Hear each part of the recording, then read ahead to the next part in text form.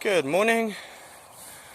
It's another beautiful day and I'm out walking with Zoe, which you can't see.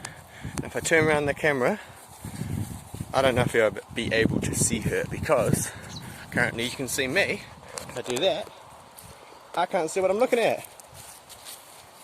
Zoe can see what she's sniffing at. There she goes. Anyway, it's Friday and I just got a message from one staff saying that NZ Couriers doesn't need me today, so I won't be going back there and doing a third consecutive day. So that's cool. I was going to be starting at 3:30 and going to 1 again, but that's not going to be happening. So instead of that, I have the whole 24 hours from this morning all the way through till tonight to do whatever I'm doing, whatever happens. And currently I'm going for a walk. There's the cows, look at them, so beautiful. Yeah, so what am I thinking about today? Thinking about how I've got the day off, how I'm saving a bit of money.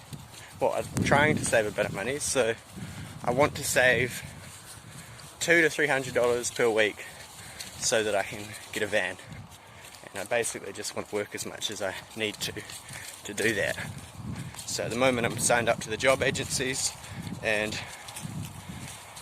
but I'll keep trying to get a full-time job at the moment. But anyway, what have I been thinking about this morning? Food production.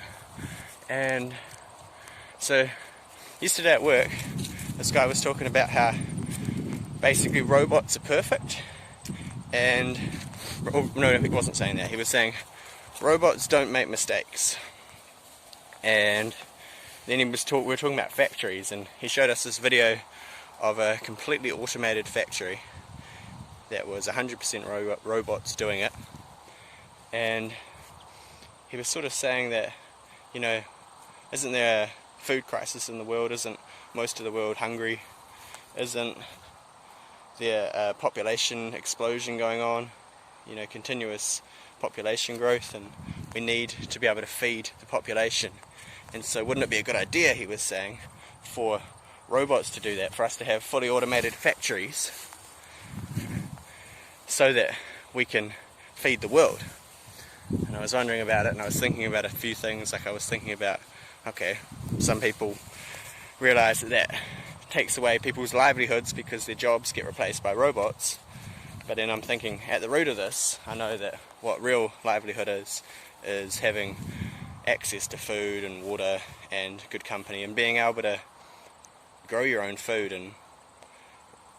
and that's real livelihood. And so I was thinking about it, and I looked up on the internet, why are people in the world not getting enough to eat? Why is there a food shortage? And apparently, actually, we've got more than enough to eat. So currently agriculture creates enough for about 10 billion people. Or through agriculture we have enough food for about 10 billion people at the moment in the world with the practices that we've got going on. So it was like, okay, so we've got more than enough for all the food, for all the people in the world. Why is there food shortages?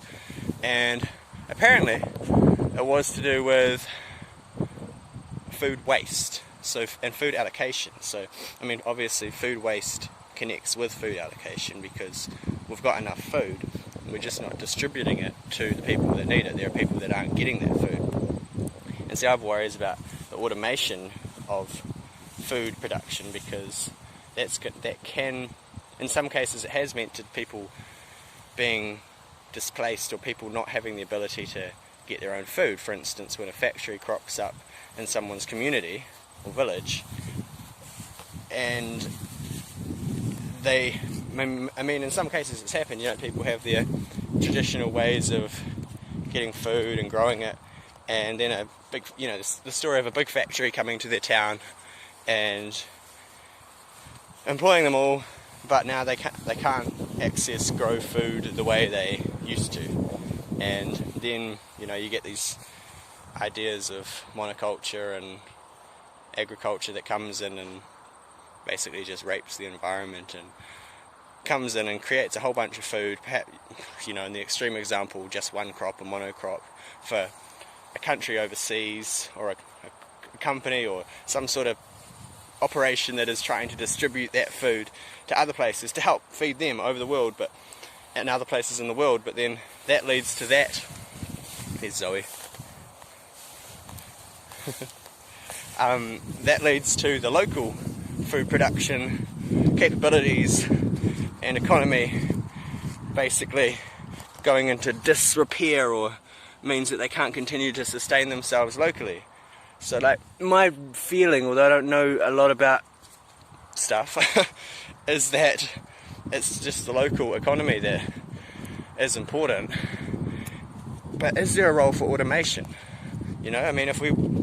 Obviously now knowing that most of the world's population, that we already produce more than enough food, and I had this hunch that we could already produce enough food for everybody. Imagine if everybody grew food, had a small garden at home. I've got a small silver beet plant, and Dad's got a tomato plant at home at the moment. And no, I'm not exclusively living off the silver beet plant and the tomato plant, but if you have a small garden, you can actually get quite a lot from it. I've still got the silver beet plant after about a month, and I've been eating it a couple of times a week. Okay, maybe that's not entirely accurate. I grab a few leaves off it every now and then. It feels like it's been there for ages. But yeah, what I'm saying is, if you grow a decent garden at home, then you can probably get quite a good amount from it. And if everybody had the ability to grow food, and obviously people don't, because people live in cities and people live in places where they can't grow food for lots of different reasons. Some of them being that at home they don't have soil now, or they don't have soil because it's been made barren by agricultural practices for monoculture, like I was talking about before. But there's lots of reasons why people might not want to, can't grow food at home. But imagine if most people did, or if there were, community hubs, if there were, I'm getting some of my food every Sunday. Okay, there's a shop. I should point it out at some point. Maybe I'll point it out when I walk back. Down this road that I'm walking on. And they're open on 10 AM till 6 PM on Sundays. And it's just like a little garden, I guess it's a farm, that's just over there, and they just sell veggies out the front of their place, basically. But if most communities had a area where there was communally grown food, I think, combined with obviously these super efficient agricultural methods that we must have at the moment, considering that we, according to Google, feed far more of the population, or have the ability to feed far more of the population than actually exists in the world, I think food wouldn't be a problem, and access to food wouldn't be a problem. It's quite possible.